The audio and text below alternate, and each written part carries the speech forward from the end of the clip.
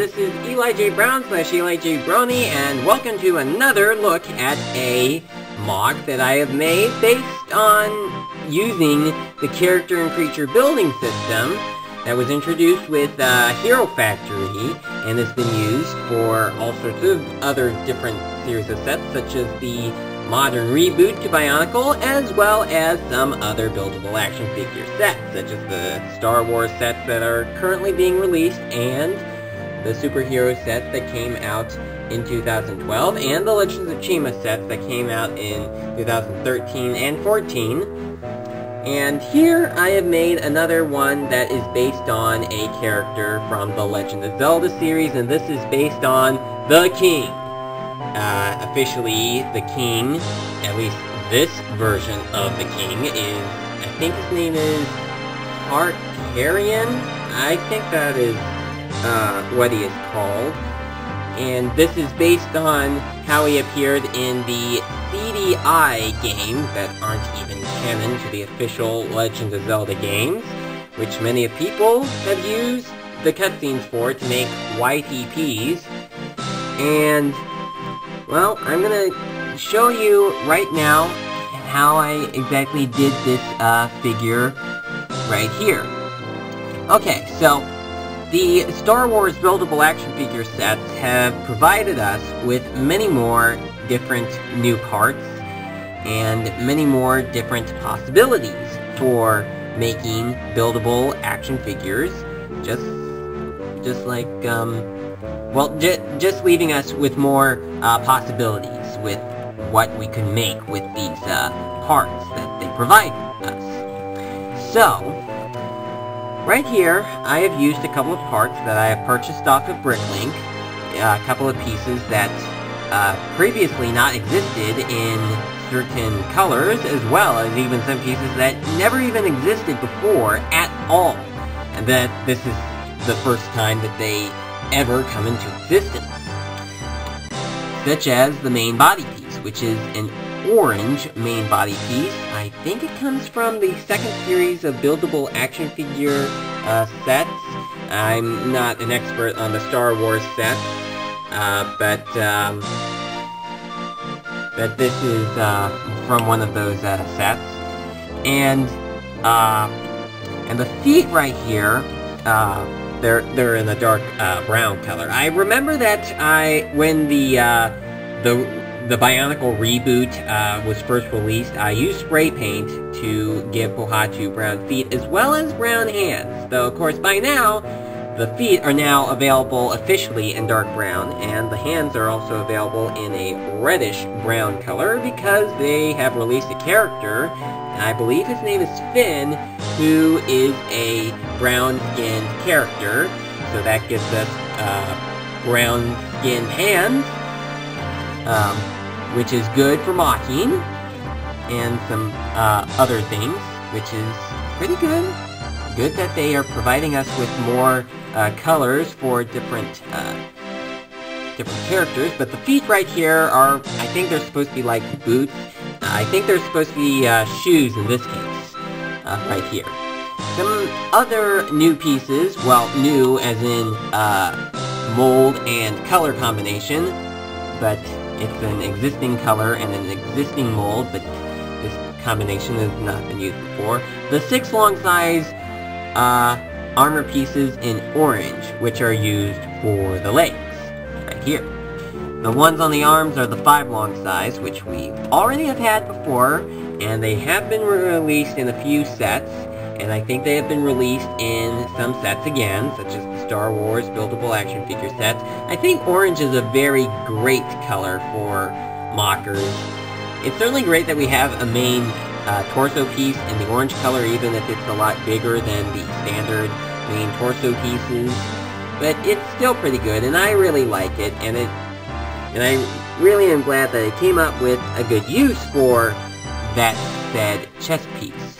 For the shoulders, well, the shoulder armor is obvious right here. We've seen this piece in Hero Factory before. In this case, it's supposed to be used. They're supposed to be used as the yellow goldish robe that the king is wearing. I also put in the 4 long size armor piece. Oh, you can't even see it. I'm sorry. The 4 long size armor pieces up here to also work around the robe, as well as to cover up the gappiness right there. The official set in which this chest piece comes from also did that same thing, though of course not in the same color or size of the armor piece, but it did the same thing by putting some additional armor pieces onto there. Now, of course, this was a last-minute thing that I did when I received the parts that I needed to finish this MOC. I needed to cover up the back, because it just didn't look so good. I didn't have the plan to cover up the back originally, but I discovered that I really needed to. Something I probably could have done is maybe just get another one of these armor pieces and put it on the back to cover it up. But I decided to go ahead and make use of some of the pieces that I already had, such as the yellowish-orange Toa-Metru feet from the original Bionic series. I just used those for the back, continuing to be the robe or whatever, like, cloth thing, whatever it's supposed to be called. I just put those on the back. I also put the an orange Toa Inika armor piece on the lower part. It wasn't easy for me to get it to fit there just perfectly, but I did manage to get it in there. I don't think it fits in there perfectly, but I did put it in there. And now, the last thing to talk about would be... Oh, let me raise the camera a bit. And lastly would be the head. And of course, people who have purchased the Star Wars buildable action figure sets probably are quite familiar with the head that I use.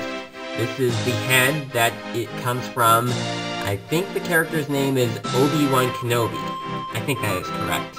And in this case, I used this yellow, I think it's actually supposed to be a hairband of some sort. I didn't have the yellow rubber bands in my parts drawer. I probably could have gotten some, but that would allow more waiting time for this MOC to be shown. And it was not easy for me, but I was trying to come up with possible ways to, you know, get the triangle onto his crown.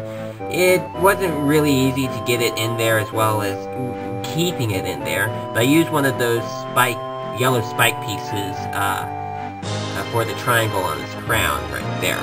Maybe at some point I'll actually change it to something better, like something that will actually hold on, but for now, this is what I have right here.